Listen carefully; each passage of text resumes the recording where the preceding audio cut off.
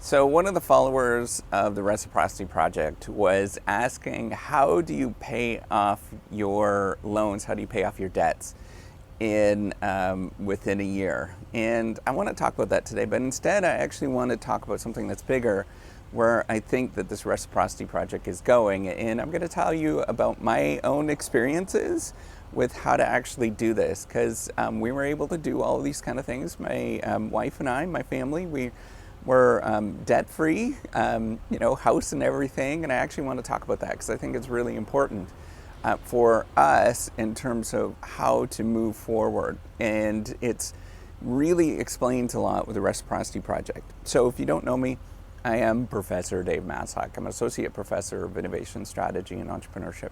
And I created this whole Reciprocity Project to give back as much as I possibly can. There's so many people that help me out that I want to pay the favor forward to help you out as much as I possibly can. So paying off your debts is a really difficult thing, but it requires you to actually make the active choice to do this. And for you to actually accomplish that goal, you have to want to actually do it. And you can't simply just say, how do I do this? You have to sit down and actually say, I am doing it. And I know that's, it seems like it's a rinky-dinky thing, but it's actually a really incredibly important thing because it changes how you view what you're doing. And you're actually going to accomplish this thing if you say that I'm actually just going to do it. And it doesn't matter what everybody else thinks, and it doesn't matter what's going on, because you're going to start making choices a lot differently over the long run. And I think this one person was asking, how do you pay it off by 2022? I don't know what your financial situation is, but for most people, that's going to be impossible. And I'm going to tell you that. So it's 2021 right now. To pay off your debts, the average sort of level of debt, it's going to be impossible to do that. And I don't want you to think about that, because I think that's actually going to be, that's like telling somebody that is 50 pounds overweight to say, lose 50 pounds in the next year. I don't think that that is healthy to do. And people are going to make really bad decisions that are going to be very short-term focused. Instead, what I want you to do is say, hey, I want to lose 10 pounds in the next year. And that's what my goal is.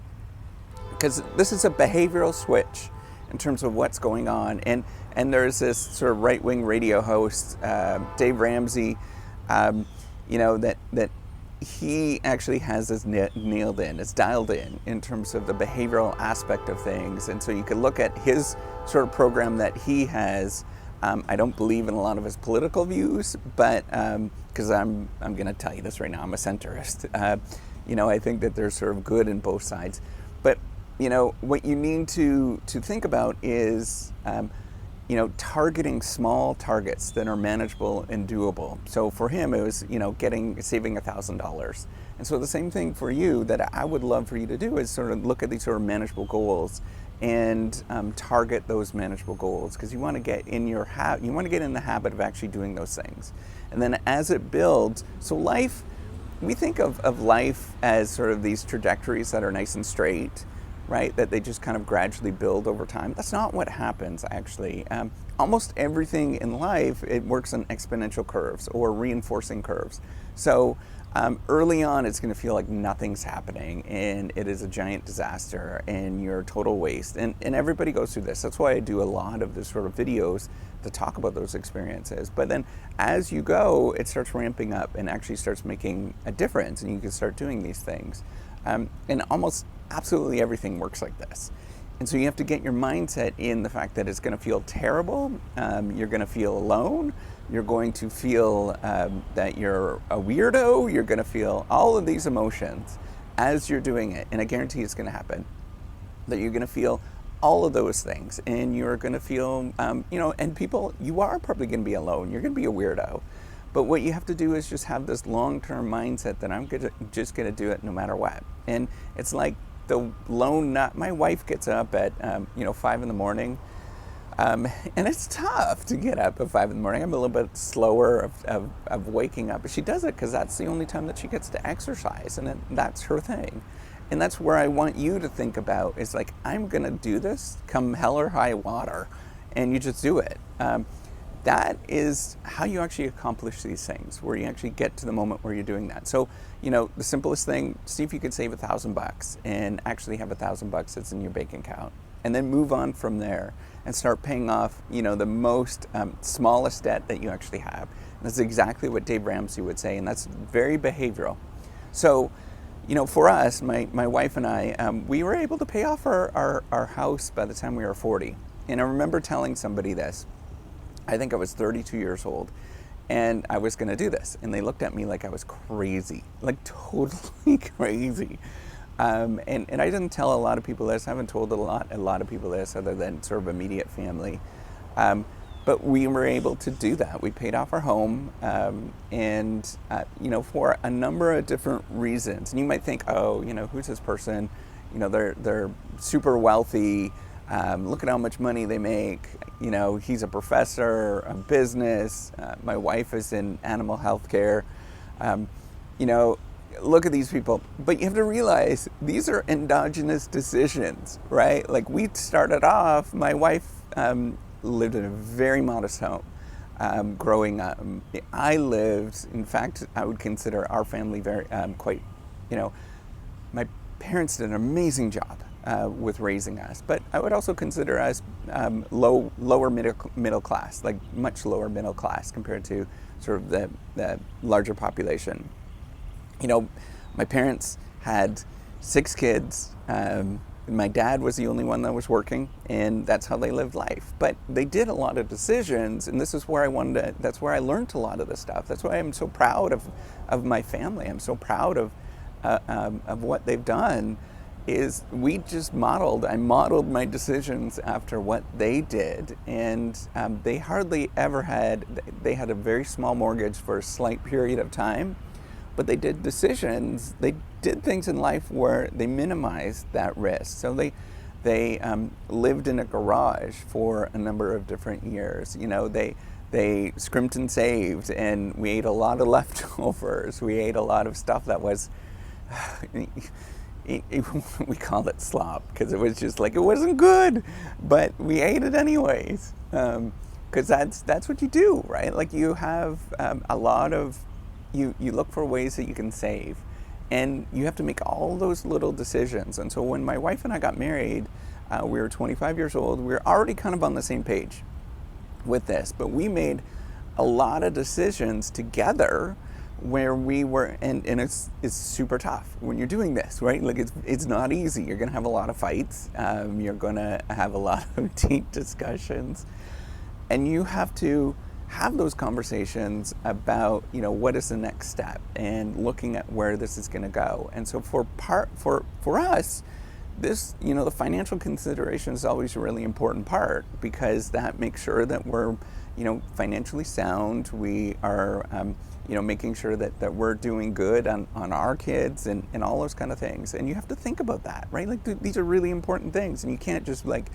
go willy-nilly. So that's the reason why I did my undergrad in engineering, was because there was a career there that you can make money. That's why she went into animal healthcare, is because actually, for the role that she was doing, or that she does, there is, it does okay. We looked for ways that we minimize the amount of school debt that we had all the way through. And there's some things that I was like, I wish we can change. But for the most part, we were always trying to minimize the school debt. And we actually didn't have a tremendous amount. We did have school debt, especially after I was doing my PhD. That's why I talk a lot about it, because it was actually really one of the most stressful things that I've done. Where I did have a significant amount of school debt because of that. And it was because of the uncertainty. So all of those things add up. And then later on, we made the choice where we were both working. And that is a choice, right? Like, this is all what's called an endogenous choice. We choose to do those things. And now that means I'm not going to be as productive.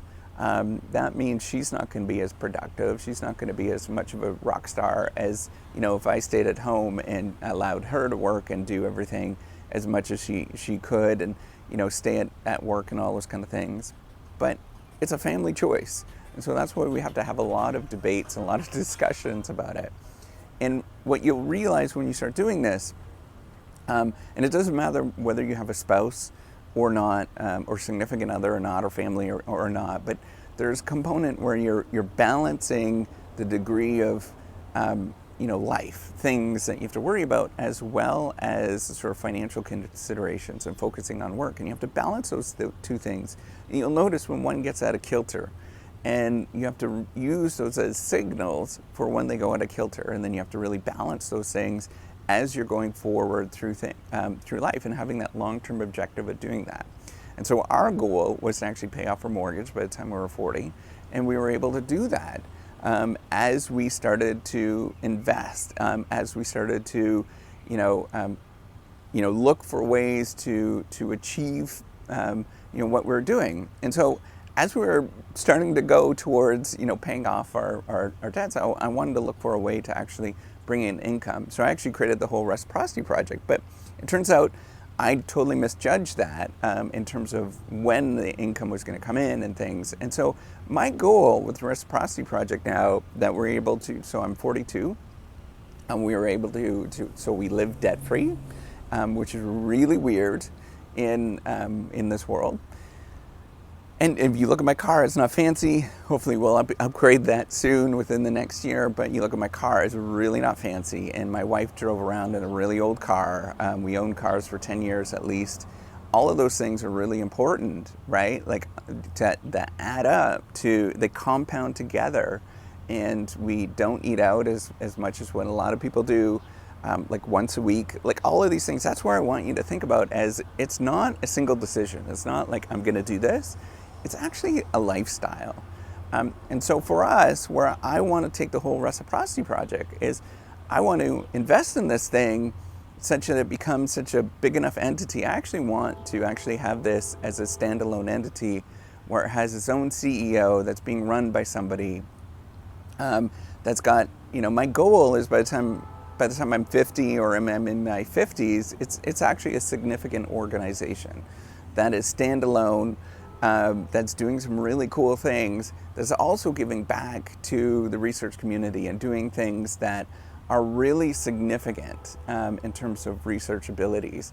And I'm going to make this part of my life, and I've made it part of my life, and that's where I see this going. And now that we can sort of do these things, and we're going to continue to invest in it, because I don't view, I'm not a big sort of, charity's amazing, but I'm not a big fan of it in the sense that, you just kind of give it away and don't really do it. I actually want this as to be an extension of who I am, and we can grow and turn this into something that's significant, where it actually becomes a really viable thing and actually impacts. There's lots of doctoral students, there's a lot of graduate students that could use this help.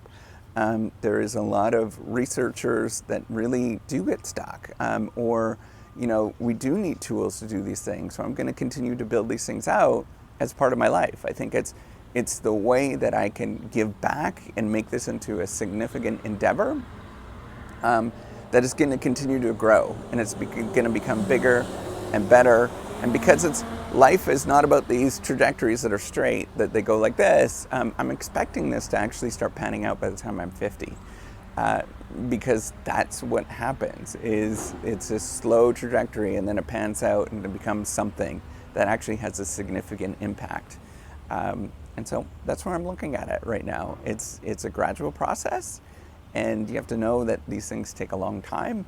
And the same thing with if you're paying off your debts. It's going to take a while, but just keep doing it and keep living that lifestyle where you are doing things that are significant towards paying off that debt.